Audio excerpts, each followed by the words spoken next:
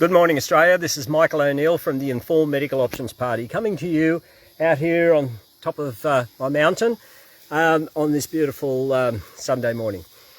Well, we've really done it here in Australia now. We've got the world's #1 tennis player in lockdown there in Sydney because we've deemed him unworthy to be able to come into our country. What a ridiculous fiasco this is. We are becoming the laughing stock of the world with these ridiculous edicts that are only put in place by our Prime Minister and followed up by him, so that he is trying to develop the currency of fear that he is hoping may get him an election win at the election which will be coming soon. This is an absurdity unimaginable.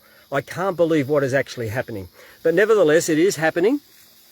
And Djokovic is down there in the hotel. There's a court case tomorrow. I hope he gets off. The man is one of the healthiest people in the world, okay? He's had COVID. If there's anybody that really doesn't need to be jabbed with the toxic cocktail or experimental cocktail, it's him. And furthermore, he is a person that understands how his body works. I've been reading about his ideas on health for years. He's brilliant. This guy is super healthy. He's no slouch when it comes to health. He knows what makes his body work well. He knows what harms his body. And of course, he's made a decision in that effect that he does not want the experimental shot. All good to him, because I'm 100% with him. 100%. I understand how my body works. But look at this. Now, the Prime Minister told us, he said there'll be no mandatory, jabs in Australia. Really? Like, who isn't it mandatory for? Is it? It's not for the school teachers. It's not for nurses. It's not for people in multitude of jobs all over Australia. It's not for me, who I want to go and leave Australia and go and visit my family, and I can't unless I'm engaged. If I participate in this experiment, the great experiment. No. Mr. Prime Minister, you are not telling the truth. You are not being honest with the Australian people. You are fostering this mandatory jabs, and yet you can stand there and we are not going to have mandatory jabs. That's just a lie, Mr. Morrison. That's not true. I don't know how you feel about this when you go to church. I mean, I would think that should be there should be some reckoning there to make you. Does your conscience get pricked when you just tell these lies, or is it so seared now that it doesn't matter? Or have you just? Is that the whim of the day? You're going to. That was today's idea, but it didn't hold for the future. It's not good enough. It's not good enough. The Australian people expect more. There is no doubt that you've probably got the majority on side. But I just want to tell you something. Something very good happened to me this week that I was very excited about. Very excited about. I got COVID. I did. I was with a friend who is fully vaxxed, and he got COVID after his vax. So I was around him and I got it. I was so excited. Do you know that I have been denied this for a long time because we've shut our borders down and they have not allowed herd immunity to take place in our country. So when I got it, I thought, wacko, I'm so pleased. I knew. And so anyway, I was down and out for 24 hours. I went into a fever. It was uncomfortable, but I knew this is good. I knew how my body works. I knew it's burning it up. It's raised the temperature. I feel a bit uncomfortable, but the body is dealing with the problem. I trust it implicitly. I'm not going to put a toxic poison in there to try and help me get better. I'm going to put good things into my body. And I went through that. During the night, I was up about every 2 hours. I went and had a hot shower, as hot as I could have it. Then I had a cold. Then I had another hot, another cold. I do that 3 times. I was taking vitamin C. I was taking zinc.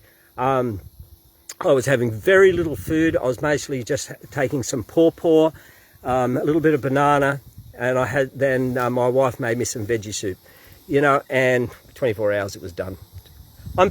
Then I was feeling a little weak for a day or so, but I'm on top of it now. And now I'm immune. I haven't had to take the toxic cocktail. I'm not like the lady I spoke to this morning, this lovely Fijian lady who told me her 36-year-old niece participated in the experimental jab and her complete body just blew up. Her kidneys have shut down and they've now told her that she'll probably be on dialysis for the rest of her life. They are distraught. This is, and I was a bit crook for 24 hours. 24 hours the rest of my life. Come on.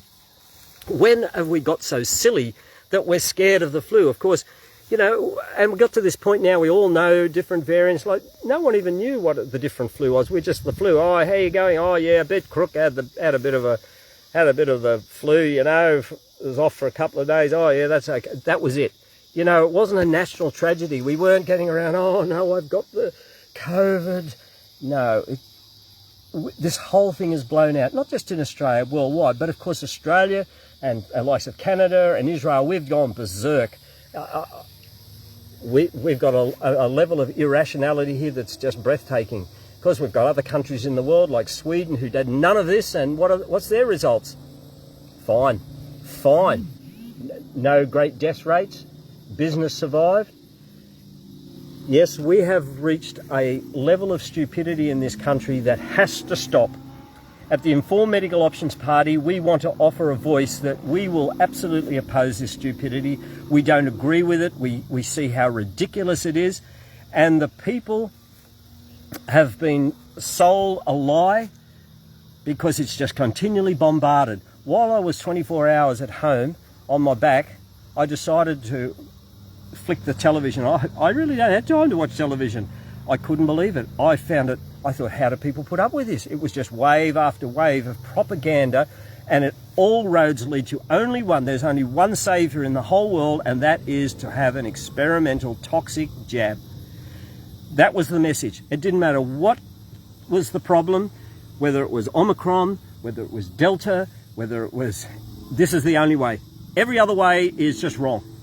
But that is wrong. That's a wrong message. We don't agree with it at the Informed Medical Options Party, and we know that there are millions of people in Australia that don't agree with it, and they have no political representation, and we want to offer you political representation. We believe you have a right for political representation. So we will be standing. I'll be standing in New South Wales in the Senate. Ilona Alarn will be standing in Queensland in the Senate. We'll have Lynn Kershaw down there in Tasmania. We've got Michelle Kinsella over there in Western Australia. And we have other fantastic candidates like, I just can't even name all, but in different House of Representative seats. But we're passionate. We understand the problem and we understand the solution. And we want to give you a solution. We want to make your vote count. So thank you very much on this fine Sunday morning, and wish you all the best, and have a wonderful day, and God bless you. Thank you.